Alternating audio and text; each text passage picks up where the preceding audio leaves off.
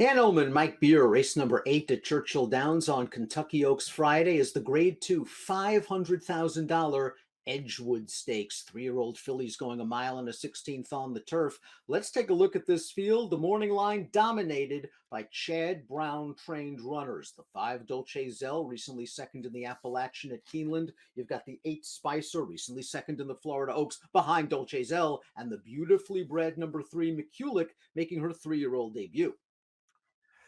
Yeah, the three favorites on the morning line, all from the same barn, all with, something to recommend them too, Dan. Dolce Zel, it just feels like, she's a sort of a recent import. She's run really well in both of her starts since she got here. And this is, a little bit of class relief for her based on who she bumped into in the Appalachian last time.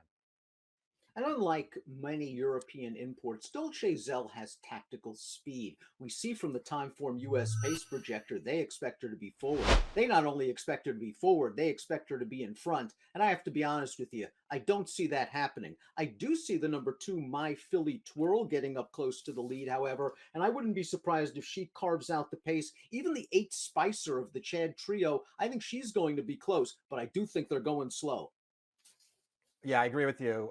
We'll see if they decide to ride Spicer the same way. She was in front of Dolce Zel last time in the Florida Oaks, so maybe they'll go forward with her again. If nothing else, though, there's really just not a lot of speed in this race. I suppose the 2 My Philly Twirl will take advantage of her inside post and try to go to the front. Perhaps the addition of blinkers will help the number 1 Tap Dancing Lady get closer to the pace. This is going to be her turf debut. She's been plying her trade mostly on synthetic, and she dead heated for second in the Bourbonnette Oaks last time out at Turfway. And all in all, I thought she received a really nice ride. She was far back. She had to weave her way through traffic, and she got up to tie for the place. This is a big ask, though, trying turf for the first time against 3 Chads. I just wish the pace was likely to be faster. I think it would help her. I think she has some upside potential.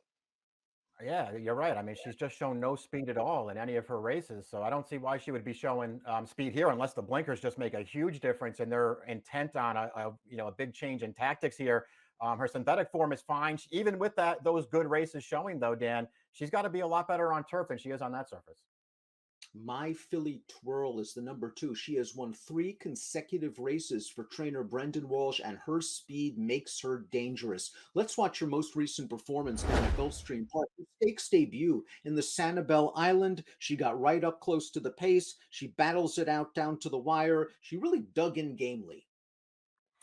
She did. She got a great trip in this race, right up on a very easy pace. The horse that's going to sort of surge to her here, the 3 on the outside, Dan, this horse is 1,000,000 to 1. And My Philly Twirl's just going to hold her off. The 2 there, Beechnut trophies, also back in this race. And she got really unlucky there. I'm not going to knock this horse. She's won 3 in a row, and her tactical speed, obviously, maybe gives her a leg up on some of the others in here. But out of that last race, I want Beechnut trophy, not this horse. The first of Chad's trio is the 3 McKulick, and she might have the most upside potential of any horse in this race. She's beautifully bred. She's by Frankel. She looked good winning her career debut. She was odds on in start number 2. The race we're going to show you right now, the Grade 2 Miss Grillo at Belmont, and she had a lot of work to do turning into the stretch, Mike. I thought this pace was solid, but these horses didn't come back. I wonder if she just was given a little bit too much to do in the stretch. Yeah, I think she was. It's just up against it here. It's only her second career start. And the horses that are going to run 1-2 in here just had the jump on her, Dan. McKulick actually ran pretty well here, I thought anyway, to make it as close as she did. Not a bad performance at all. Her career debut at Saratoga was sort of the exact opposite of the Miss Grillo, Dan. A really contested pace in there. She just sat it out, waited till the stretch, and then came with a big finish. She's not going to get that set up in here, it doesn't look like, but it just feels like there's tons of upside with this horse. Tons of upside. I couldn't agree with you more. She is going to have to deal with a 7-month layoff, however, for Chad. And that last race, the Miss Grillo, hasn't exactly come back very strong just yet. This is going to be a stern test for McKulick, 7-2 on the morning line. Knees and Hips is up next for trainer Tom Amos, the number 4. James Graham takes the mount, 12-1 on the morning line. She was in the Appalachian last time out. There wasn't a ton of pace in that race. She picked up some tired horses at the end. She's done some good work in her career. She's battle tested. It'll be interesting to see if she can close into a slow pace, because it looks like she's another without much speed. Yeah, it's a big problem for her, especially the way this race figures to lay out on paper. We'll see if it actually plays that way come post time. her overall form's pretty good. I think she's run some really nice races, and I didn't think her Appalachian was bad at all. She couldn't really threaten in there, but I didn't really feel like she had much of a chance either. I thought she did well to get fourth. Her win 2 starts back was kind of a crazy performance. Last at the top of the stretch, she was closer to the outer rail coming to the finish than she was to the inner rail, and she managed to get the job done. I think she has talent, Dan. I wonder if she gets the right trip in here. There is some rain in the forecast. The 5 Dolce Zel would not be affected at all by an off turf in all of her races. She's raced on courses less than firm, including this performance, the Grade 2 Appalachian last time out. Arad Ortiz had her in the second flight in between horses. She's going to ease to the outside. She's just facing a very, very, very, very, very good filly named Spenderella. Dolce Zel is sprinting on home, but so is Spenderella. Spenderella's really good, and Dolce Zel acquitted herself just fine. Yeah, I thought she ran well in here. The trip was very good. Irad, did everything he was supposed to do. He put her right behind Spenderella early in this race, followed her, and just couldn't gun her down in there. But she was clearly second best. A good performance. Her Florida Oaks was good too. It was interesting to watch that Florida Oaks day because she got a good trip that day. Also, really had to fight though to get past Spicer there in the stretch before she ultimately got the job done. I do think she's good. I do think she's the horse to beat. We'll see how short a price she winds up being at posting because she could be really short.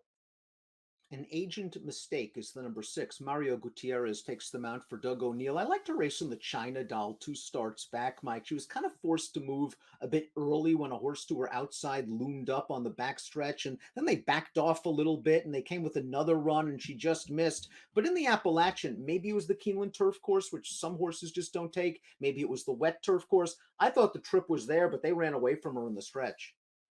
Yeah, me too. I mean, it was a pretty big step up in class for her. I thought she got a good trip overall, and I'm with you. She just wasn't good enough to beat that field. Maybe this one's not quite as tough, Dan, but Dolce Zell's still back in here, so that works against her. I like you. I really liked the first 2 starts of her career. I didn't like her last race that much. Let's talk a little bit about the 7 Beechnut Trophy going out for Safi Joseph, Tyler Gaffalione, 10-1 on the morning line. She had a mini 2-race win streak snapped last time out by My Filly Twirl in the Sanibel Island. Now, that was the replay we showed you before. And again, My Filly Twirl had all the best of it from a pace and trip standpoint. Beechnut Trophy rallied for third. Do you give her extra credit, or do you remember that gigantic long shot split these two, and maybe that knocks Beechnut Trophy down a little bit? No, I'm going to give her extra credit for that race. I personally, Dan, when I watched that race, I think Beechnut Trophy was going to win if she got any kind of a trip there. Just off the pace around that final turn, while the 1-2 finishers were sort of up front and clear. She was behind horses. She could not get any run started. She didn't even get herself out into the full clear until they were inside the final 1/8 of a mile. And then she came with a pretty big finish there and just missed. I think she was best last time, and I'll use her in this race, especially at the 10-1 morning line. Spicer was a winner for Chad Brown in her second lifetime start, and then she was the pace setter in the Florida Oaks. I wonder if she was sort of the pace setter by default, because as you see by the fractions, there just was no speed in the race. They went 49-2 to the half, 114-2. She dug in gamely. Dolce Zel was better than her that day. If you want to make the excuse that Spicer was perhaps short off of a short layoff, you can. I'm not. I'm not either. I'm with you. I thought Dolce Zel was clearly better. I did like the way that Spicer fought through the stretch there, Dan, because it looked like she was going to be, a couple lengths behind at the finish, but she dug in pretty gamely there. Still think her stablemate's better than she is. Very dangerous horse coming up from the fairgrounds is next. That's the number 9, New Year's Eve, a daughter of Kitten's Joy. Louis Saes takes the mount. This one's getting blinkers, removing Lasix for trainer Brendan Walsh. She won her first 2 starts, and I just think the trip did not work out for her in the Lacombe Memorial. She was in behind horses, and just when she altered course to the outside, she got banged around several times in upper stretch. She finally got the split, and she was running at the end. Yeah, I agree with all that stuff. She ran really well last time. I'm not sure how good that race was. We've already talked about Knees and Hips, who came from way out of it down the outside and prevailed. But that filly didn't have nearly the trouble that New Year's Eve did in the upper stretch of that race. And the interesting thing about New Year's Eve, Dan, from my perspective, is even in winning her first 2 starts, she didn't get good trips at either one of those races either. I wonder if their blinkers makes any difference at all, and she can get a little closer to the pace, because I think she's going to have to do that. Dream Lith completes the field. She's done some very good work on dirt for trainer Robertino Diodoro. She is a graded stakes winner at Churchill Downs. This will be her turf debut. She's by Medaglia d'Oro, who wins 13% with turf routers. She is a full sister to a turf winner, but you go up and down this family, it's all dirt. Yeah, that's what I saw too. I mean, I think she probably has enough to, run a representative race over on this surface, but she doesn't really have a move up pedigree on the turf, and I feel like she might need that. We'll see. She's an okay or dirt horse, but even on the main track, Dan, she's a big closer. So I don't know if that's gonna, help her at all as she switches to turf here, especially if there's no pace in front of her. I mean, I guess she's a little bit of a wild card. I couldn't talk myself into her. But she does class up very well after facing some of the best in her division on dirt. Remember to click that subscribe button on the Daily Racing Form YouTube channel. Triple Crown season is upon us. Lots of great content coming up from DRF TV. Top pick time for the Edgewood. It's Chad's show, but not for Mike. He likes the 9 New Year's Eve. Blinkers on. This horse had legitimate trouble last time. Yeah, I'm not way against Dolce Zel, Dan. I just feel like she's going to be a pretty short price in here. And I just want to give New Year's Eve one chance. Work out a clean trip in this race. Don't get too far behind early on and see if she can still produce the same finish.